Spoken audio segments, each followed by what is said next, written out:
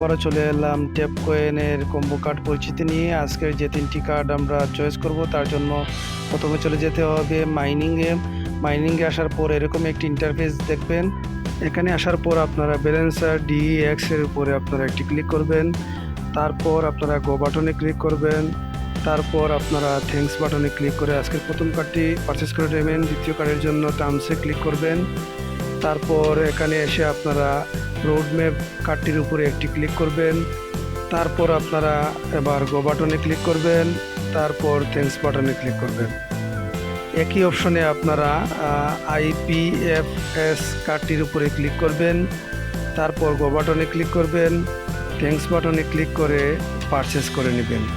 সাথে সাথে আপনাদের অ্যাকাউন্টে 3,20,000 কয়েন অ্যাড হয়ে যাবে।